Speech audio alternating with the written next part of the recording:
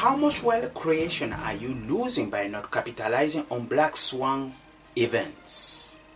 For millennia, Europeans thought that all swans were white because everywhere they look, swans were always white.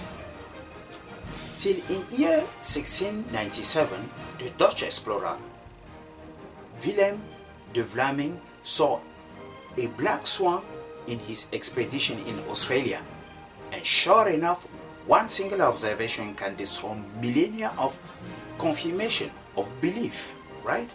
Likewise, take the story of the turkey. By the way, for those of you who haven't listened or watched the story of the turkey, meaning if somebody tried to give you evidence-based analysis, please tell him this story of the turkey. I will recommend you hugely to go and listen or even watch it and take a lot of notes. It gives you a lot of ground material. It is full of wit. Now, and I'll give you a little bit of a glimpse of it. There are two big takeaways in the turkey story. But in the meantime, I say it and I repeat it again. Please go and check out and listen it, take a lot of note, or even watch it and please take a lot of note. Here are the two big insights in the turkey story.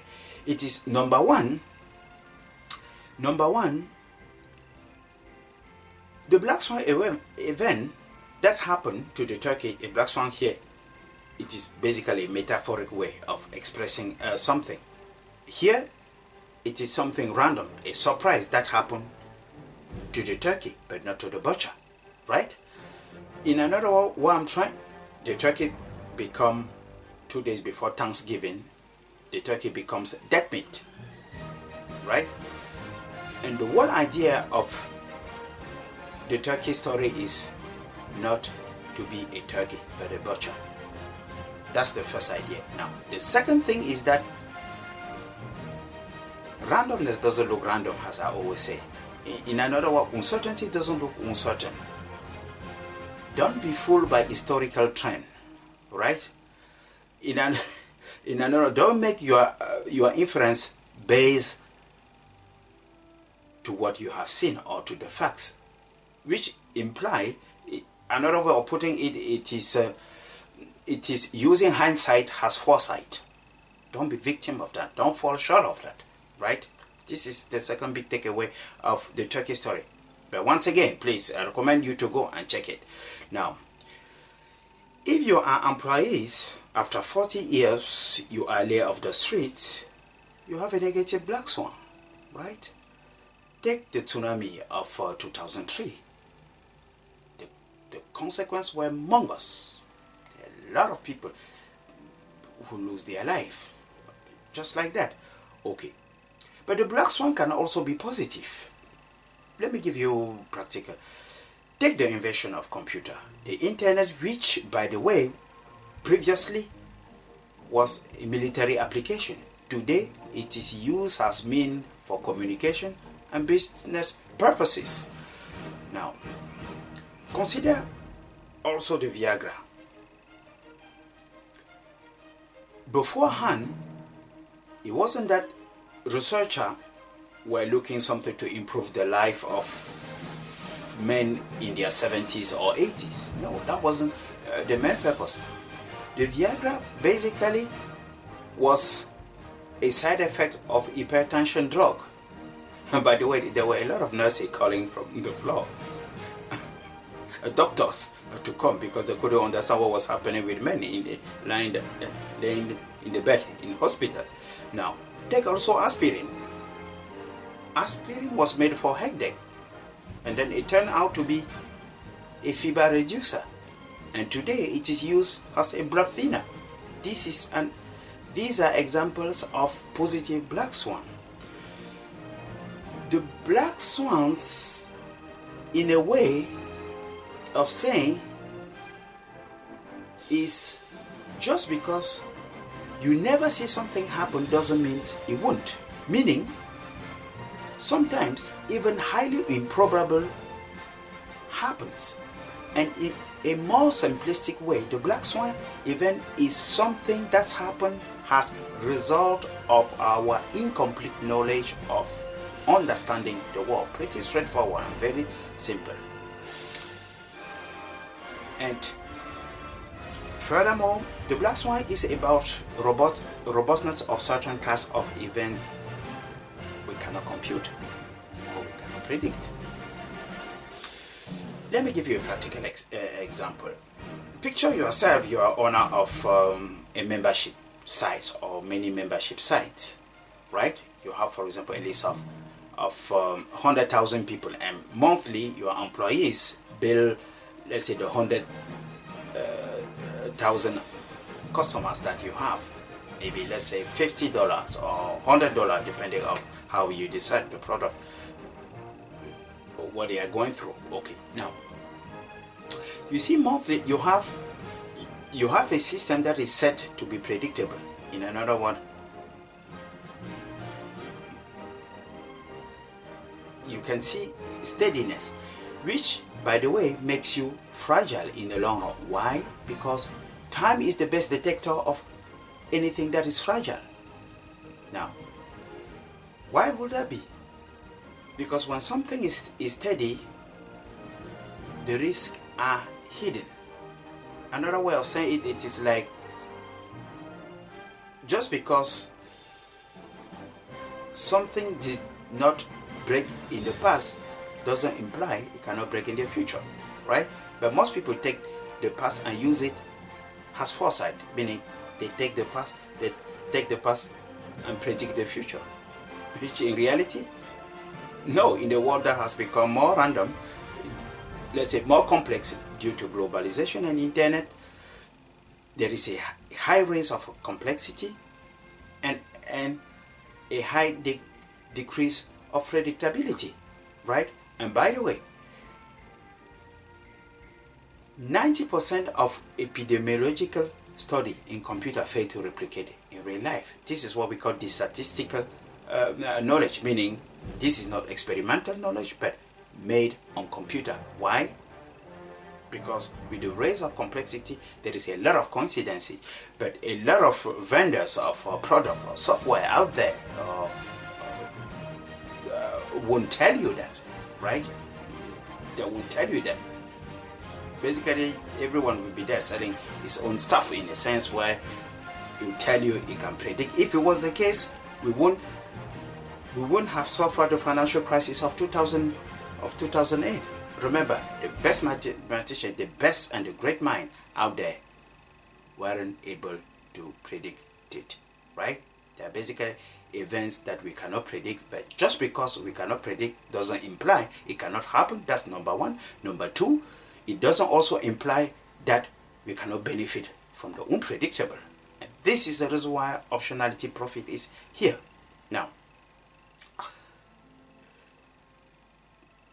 the fundamental error or flaw, which is supposedly risk-free approach of black swan, meaning another way of saying it is just because I've never encountered problem doesn't mean that I won't encounter problem in the future. Whether in the future. Now, so what can be done? This is a very good question. Put yourself in a situation where you can catch a ride of positive black swan by not being a wall, but a windmill that can turn volatility, variation, error, the unknown, randomness, time, stressor, option into profit. Let me give you a practical example.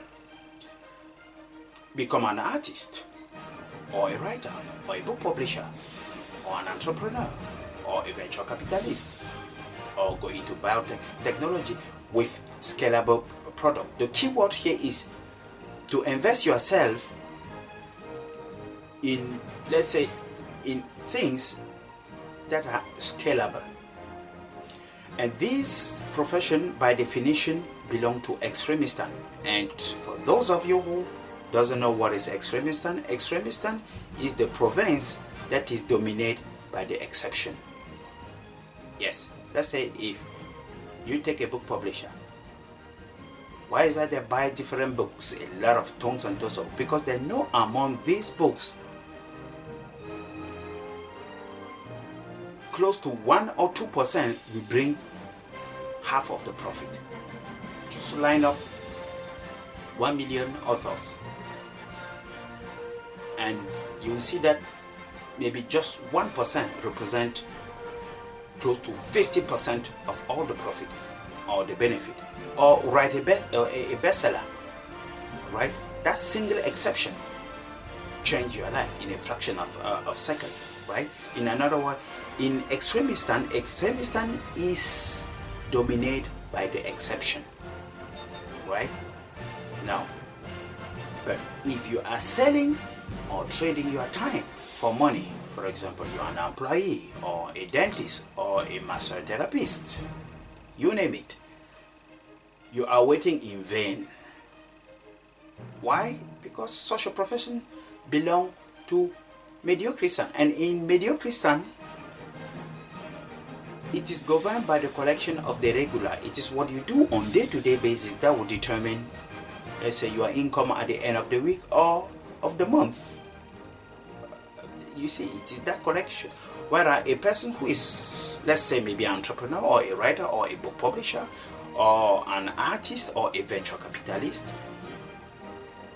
just one, I say just one, out of what he is doing when it take off, since the world has become globalized due to internet, the world is globalized, and we have also internet. Just one single successful of your scalable product change your life in a fraction of a second, right? Now, this is why, and this is even the main reason why we here in Optionality Profit, why I, Jerome Gasai, is the founder. We help entrepreneurs, aspiring entrepreneurs, investors, decision makers by protecting them from sinking, but more importantly, providing a systematic approach of making decisions on the incomplete information and incomplete understanding, by building systems where mistakes can occur without threatening the system, and most importantly, recycle and use as fuel for improvement. After all, to make a system robust, all risks must be visible and out in the open. Fluctuate neck mejitua. It fluctuates but doesn't sink, goes the Latin saying. Yes, it fluctuates but doesn't sink. In another way, if you have a volatile income that fluctuates, it will never sink. But when you have steadiness, just like an employee who has a steady month, let's say weekly or monthly income, till one day he is surprised. Why? Because his risks, as I said way back before, are hidden, right? The central idea or the central insight here is that with the world that has become more complex due to globalization and internet, black swan are, number one, more frequent today, and two, when it's happened, is vastly more consequential than we imagine. These are the two central ideas. Thank you guys. It was an honor to serve you, and tomorrow I will release 2 more very powerful programs. Thank you guys.